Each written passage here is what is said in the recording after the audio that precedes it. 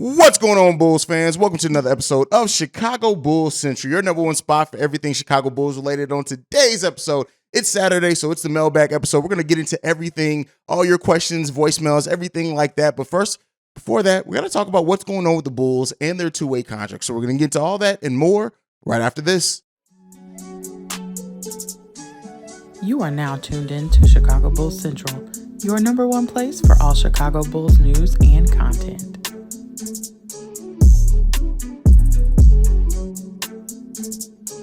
All right, Bulls fans. So as I posted a short video yesterday, the Bulls did sign Kostas Antetokounmpo to the two-way contract.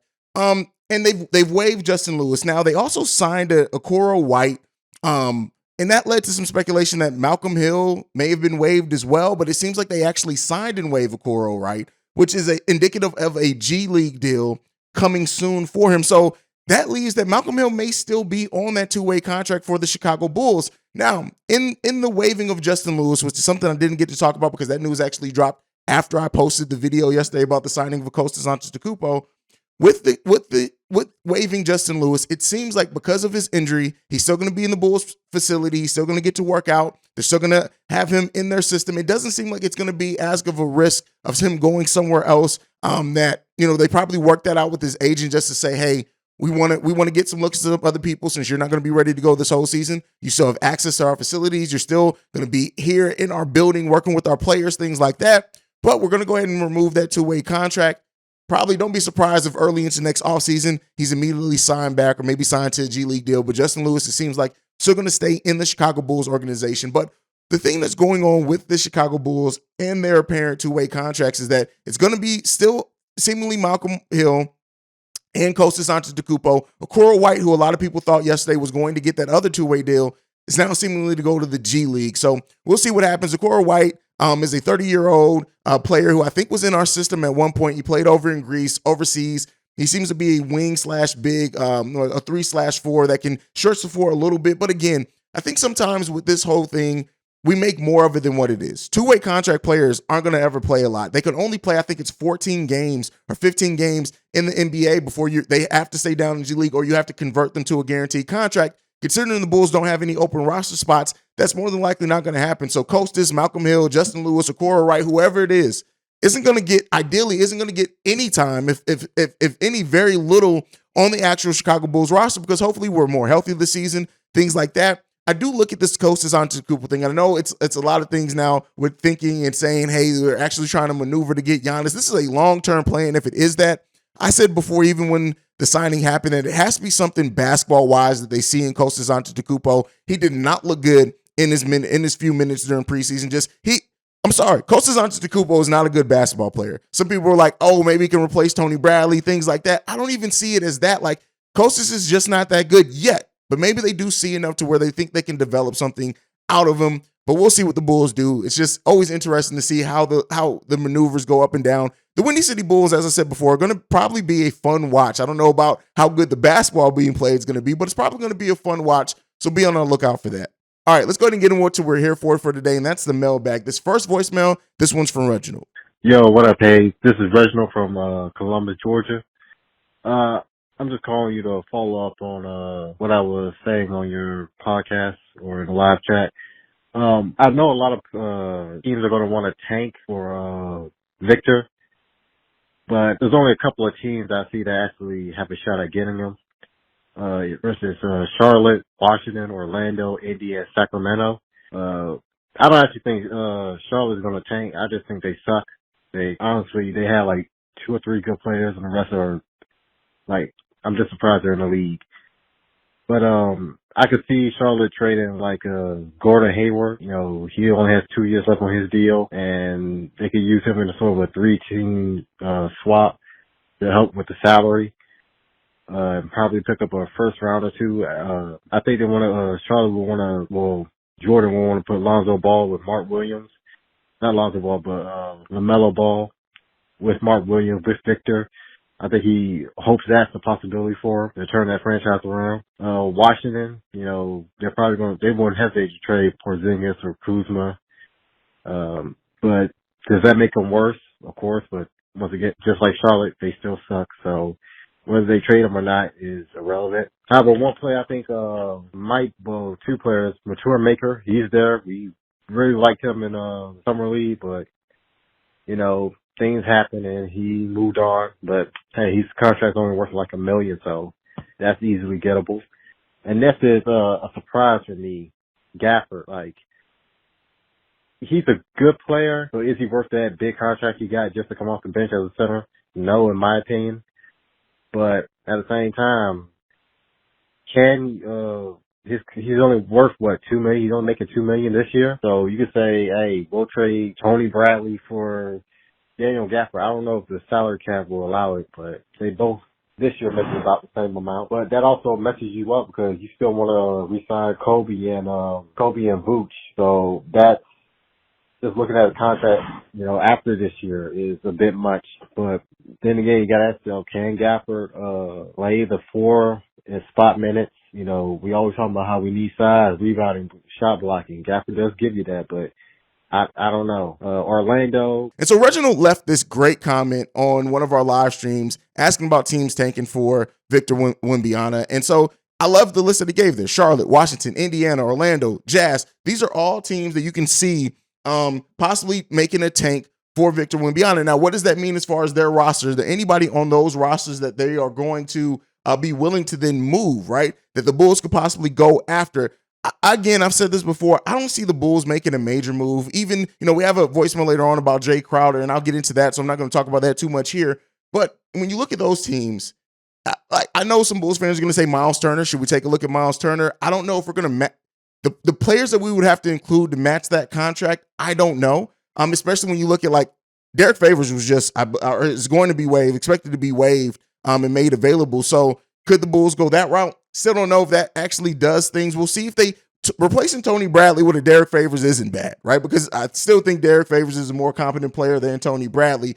But looking at this team, I think the one that I would look out for is that Charlotte Hornets. If the Charlotte Hornets do decide to tank, right? I think LaMelo's hurt, but it's not a serious injury. But depending on how their season goes, if they do decide to go ahead and pull the plug, tank, at that point, you may see Jello Ball, who's not an NBA player, start every game after they decide to tank.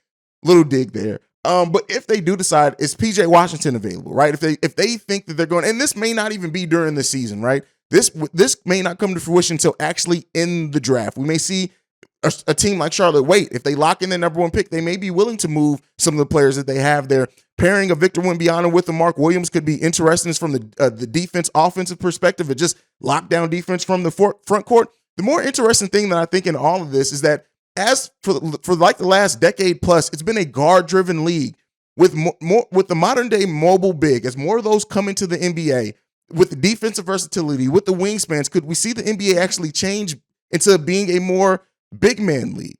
Right? Could it be more of a big man league and go back to that? And the defensive anchors there with also having the ability to stretch the floor, things like that. Could that happen? Could that happen?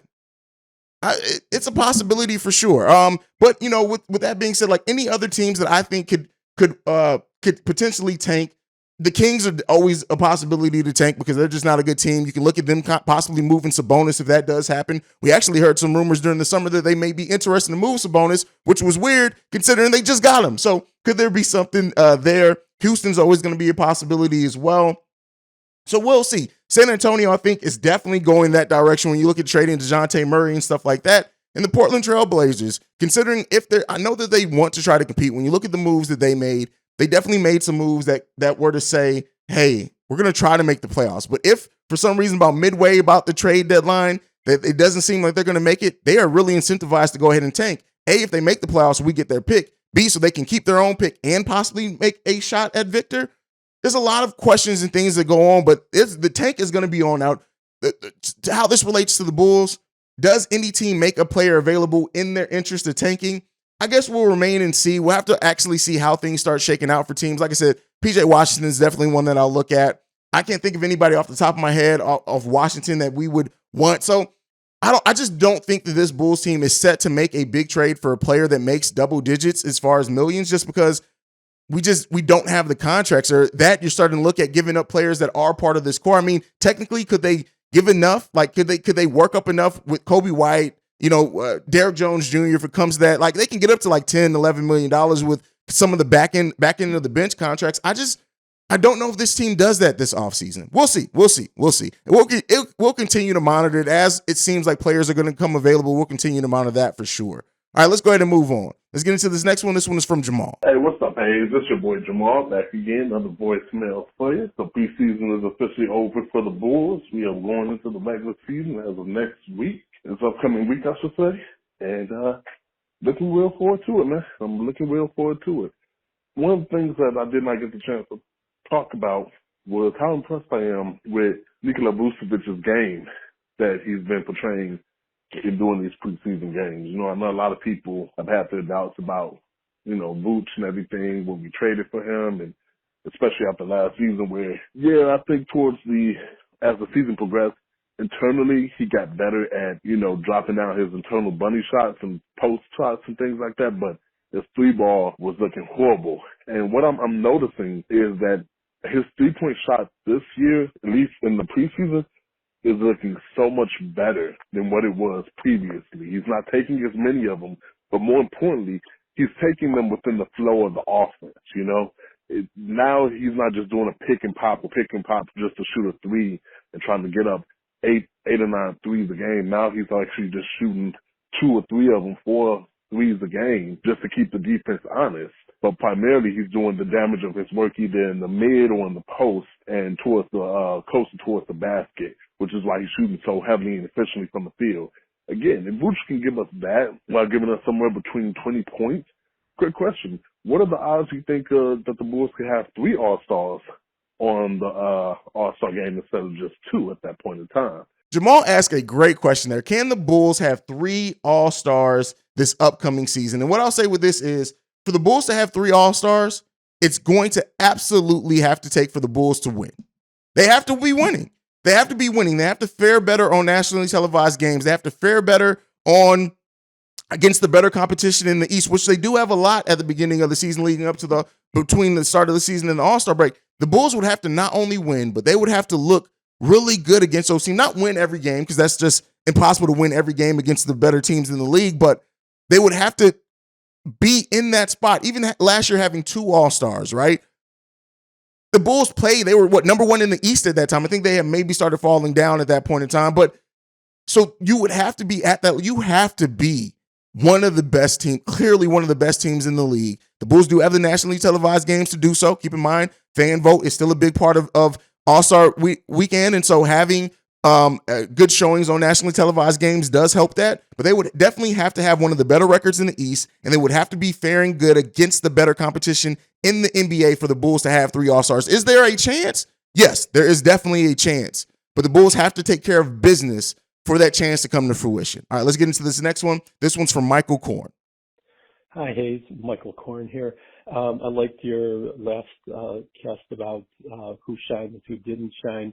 What occurs to me, and just based on your overall grade for the team, which is a little bit higher than the B-, but I think what we're seeing is the Bulls this season, have a great mix of vets and youth. So if they continue to play the way they are, with a lot of chemistry, with a good tempo, we could see that the sum is greater than the parts. Hopefully, in this case, I'd love to see how the Bulls do. And to answer your question, Bulls will kick arse against the Heat first game, and I think they're going to surprise people. Hey, thanks for the great commentary and all the work you do to get your show on, and enjoy listening. Hey, thanks a lot. Bye-bye. All right, Michael, I think this is his first time leaving a voicemail. The Bulls playing with pace and tempo. This is one of the things that I've been talking about even before we actually saw it happen, right? I've been talking about this literally since in the middle of last season when I talked about players standing around and fans complaining about iso ball, but you had no players moving without the ball. Playing with the pace, playing with the tempo, playing with the movement is always going to make your offense more or harder to guard, right? It's going to make it more effective. So as long as the Bulls continue to do that, like that has to be something that they stick to. It has to be something that even when they lose a few games, even when they're having the tough, they have to stick to that. Yes, there are going to be times in the fourth quarter where DeMar has to go to work. There's going to be times in quarters where Zach LaVine takes over. It's going to have to be that, right? That's why you have those type of players on your team. But generally, night in and night out, it can't be ISO, ISO, ISO. It has to be playing with pace, playing with ball movement. And the Bulls bench is going to be a big part of that as well. I think the ball movement is better on the bench when you look at having Caruso and Dragic out there together. That's instant ball movement, almost regardless of whoever you have out there. When you factor in Andre Drummond playing the way that he has, even Derrick Jones Jr.'s ability to operate in space, Kobe coming off screens, moving a little bit more, playing with his head up a little bit more, and then if you factor in Dalen Terry getting minutes with his playmaking ability and court vision on top of that, this team is going to be a nice mix of that vet and younger player that Michael did mention, but that pace and tempo is going to be key for the Bulls offense to not stagnate when in the dog days of the season like it did last season. It's going to be key for that. All right, let's go ahead and move into this next voicemail. This one's from Ace. What's up, Hayes? This is Ace calling in again. I want to talk about this upcoming first game against the Miami Heat. And I really, man, I wish to God, I wish I could send some smoke signals to Demar DeRozan or something. Somehow, some way this message gets to him. But I need Demar DeRozan to play with more aggression against his friends. Like, seems to me every time he's played, now don't get me wrong, the numbers are okay, but the aggression isn't there. The toughness isn't there. When he plays against like Jimmy Butler and Kyle Lowry and those guys, I feel like it's a friendly matchup. I feel like they just went out the night before on South Beach and kicked it all night long, and they just going through the motions. Well, DeMar, in my opinion. I've seen Zach try and really get at Jimmy Butler based on how they both got traded around the same time to different teams, but DeMar kind of goes through the motions when he goes against Kyle Lowry and Jimmy Butler for some reason. I need him to play angry. I don't know how it's gonna happen. I don't know if y'all noticed this or not, but he tends to play a little bit nicer against his friends. Hell, even LeBron, I've seen him play nicer with LeBron. It's like, man, come on, dude. Play with that same aggression you play against everybody else. So, let me know your thoughts on that. I'll let y'all later. All right, so this is sometimes I think as fans, and I do it too, right? This isn't anything just against Ace. Is that we look for things, right? To say that DeMar, and I looked it up. And I only looked up Jimmy specifically because he mentioned it. In the last 3 games against the Miami Heat last season, Jimmy averaged well over 20 points per game, about 7 rebounds per game, and about 3 assists. Like, that's not like, I get it that you want to see the aggression, but sometimes it's more about a methodical approach. And even some people who do that with Patrick Williams, well, he needs to be more aggressive. Like, I would rather have a player play smart than necessarily aggressive. Like, if that's their game, and DeMar's game is very an intelligence-based game. So I don't think that I've seen anything that stood out that says that DeMar takes it easier or lighter on his friends or anything. He still goes at them. Even when you look at like him and how he went at Kevin Durant the first time we played the Nets last season, a couple of times we played the Nets last season. So I don't know if he necessarily is less aggressive. I just personally haven't seen that. You guys let me know what you look at, what you think about that down below. I think sometimes we kind of try to look for storylines. And like I said, I do it too. So let me know what you guys think. All right, let's move into this next one. This one's from Fred. What's up, Hayes? This your boy Fred from Walker, Louisiana, first-time caller, diehard Bulls fan. Oh, man, I got a few questions. Do you think Patrick Williams is going to get his starting spot back? Or do you think the Bulls are going to go after Jay Crowder? And I just got one more question. What's up with Draymond Green? I know this is not about the Bulls. It's a little off topic. But I got to know, what's wrong with Draymond Green? This is not what you see from a returning champion. Like, it's crazy, man. But I like Al DeSumo. What you think Billy Donovan gonna do with the lineup? Do you think he's gonna change things up? He's gonna switch players out? What you think they're gonna do with Kobe White? And do you think Zach LaVine need to like get out there and just ball and shine? I know DeMar's gonna do his thing. I like Al DeSumo, so just let me know what you think. All right. Fred asked a question that's going to be on a lot of Bulls fans' mind. Can Patrick Williams get his starting spot back? Yes, he absolutely can get his starting spot back. He may even have it by the Miami Heat game. He may very well be the starter back by then. We'll see. We'll see if he's the starter again by then. I'm not sure. He may be. He may not be. But I think with the way that Javonte is played, you can understand why they would want to play Javonte Green a little bit more. But I think when you look at certain matchups and what it may end up being is that it's dependent upon the matchup. If you're playing a team that starting lineup is a little bit smaller, we may see Javonte out there. If we're playing a team that has a bigger front court, you may see Patrick Williams out there. He may go do it up and down like that just because that may be what Billy Donovan finds effective and kind of it keeps teams from necessarily betting on one matchup. But I think we're going to see a lot of different matchups. I think we're going to see a lot of different combinations of players out there. But as far as Patrick Williams, I would say this. If Patrick Williams doesn't win that starting spot back, it's going to cause even more questions for a fourth overall pick that a lot of Bulls fans are down on. I'm not, right? And I think that going to the bench could very well benefit Patrick Williams, but I do think Patrick Williams is going to eventually get that starting spot back. He just has to learn to play like he has been playing, or like he played that last preseason game, in my opinion. Will the Bulls pursue Jay Crowder? I think that what we're seeing, if you look at the NBA and the fact that they wanted to get a deal done even before training camp and it's not happening, that most teams in the NBA are waiting for the Suns just to get to the point where they buy out Jay Crowder. I fully believe that that's what's happening in the NBA right now, is that most teams are just going to say, hey, we're not going to trade. We're not going to give up a bunch of assets to trade for a player that's making the amount of money Jay Crowder is making when you clearly don't want him on your team. You're clearly moving in a different direction. Let's just wait and see if the Suns buy him out. And they may get to that point. I think there were similar situations last season. I just can't remember which one it was off the top of my head. But we've seen that in the NBA before, that teams will try to move a player to see if they can get any type of assets back rather than just, reach a buyout. And then eventually, if it doesn't happen, they go ahead and do the buyout. They move on. The player and the team move on. It is what it is at that point. There is some cap savings when you do a buyout. Now, could it happen that, going into the season, maybe a week into the season, something like that, or maybe preseason is now ended, maybe a team is mulling over the players that they've seen on the roster and say, hey, we just need that little bit of something, right? Like a team like Miami. I could see a team like Miami really wanting Jay Crowder, right? But do they give up what's necessary? Do they wait it out? So if the Bulls are going to go after Jay Crowder, I think it's going to be wait into the buyout market. I think they're going to try to see, much like with the Bulls and the Tony Bradley thing, how they can cut him, then sign a new player at a veteran minimum and then not send them over to the luxury tax. Do they try to do something like that? Very well possible. So we'll see with that. Now, as far as the second question, what's going on with Draymond Green? I have no idea, bro. I think that we've seen it before. Draymond does not respond very well to contract situations. He just doesn't. And so maybe the looming contract situation with him, the fact that Jordan Poole is up for an extension at the same time, the fact that maybe the Golden State Warriors just maybe may have to make a decision between Jordan Poole or Draymond, or maybe Draymond doesn't get the money that he thought, especially if you look at Wiseman. If Wiseman's able to come in and give anything, right? Be that kind of that double-double player, not averaging a lot of points, but be that double-double and blocks and stuff, it may make Draymond obsolete in a way. Now, Draymond's been hugely important to what this team has done in their championship runs, right?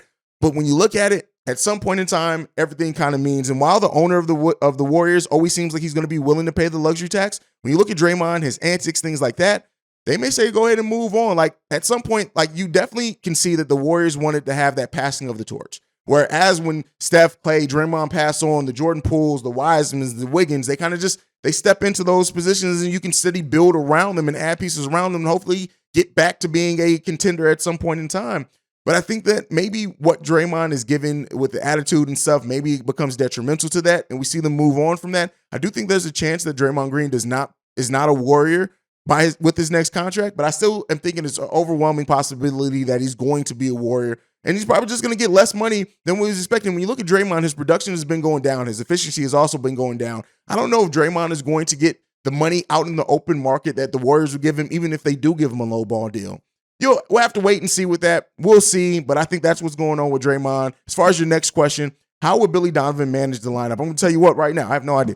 I have none, because you can literally make an argument for about 11 players on this roster getting minutes, right? And that's even before Lonzo Ball comes back. I think what the thing is that this Bulls team ran out of legs at times. I don't think we're going to be that team anymore that runs out of legs. I just don't see that. I think that we're going to be a deep team, a team that goes deep early and often in the NBA season. And that's really what I'm seeing. I think we're going to be a team that uses our depth very well and that's effective, that has different play styles coming in and off the bench, things like that. The thing that the biggest questions as far as the lineup to me personally are Dalen Terry. Where does Dalen Terry fit in? If he has earned those minutes with his preseason play, I think he has at least a few, right? 8 minutes or something a game. Where does he get him in at? Does Kobe White improve play as far as everything else but shooting, like him being able to still give stuff even when his shot isn't falling? How many minutes do you give him when you factor in Goran Dragic, Alex Caruso all being guards as well? And then Andre Drummond's going to get his minutes. I don't think that's the question. The other question outside of that is the Javonte Patrick Williams dynamic. Depending on who's in that starting lineup, who's on the bench, how does that change the rest of the players and the minutes that they get? It's going to be a very interesting season for Billy Donovan to figure out the lineups and the permutations of those lineups that give you the best. But I think it's up to him. It's up to him and his coaching staff. That's what they're there for. They have to find a way to manage that. Now, as far as the last question, Zach LaVine. Zach has to be Zach. It has to go back to the Zach that we were getting in the seasons before this knee injury, the back issue, things like that. This was his first season. He did not improve. I think we're going to see improve Zach LaVine. I think we're going to see locked in Zach LaVine. Zach LaVine's been also locked in more defensively in preseason than what he usually is as well. Hopefully that carries on into the regular season. I'm not really worried about his offense or the shot falling. If Zach LaVine is more focused on the defensive end, and I think when you look at the Bulls' tempo, the player movement, the random offense, it hopefully not as much as relied on DeMar and Zach to just be they're still going to be the engine of the offense, but not just be the end all and be all of the offense. It allows him to focus more on the defensive end.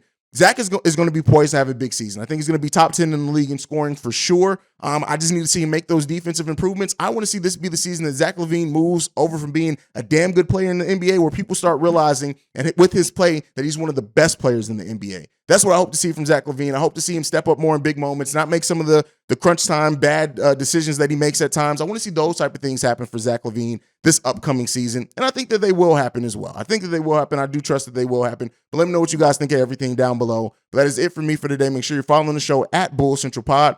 You can send us any feedback, questions, comments, concerns, bullcentralpod@gmail.com. Lastly, if you want to leave a text and or voicemail, the number to do so, 773-270-2799. We're the number one spot for everything Chicago Bulls related because of you guys. And like I like to end every episode on, go Bulls. Love you guys. Peace, y'all. This has been a presentation of the Break Media.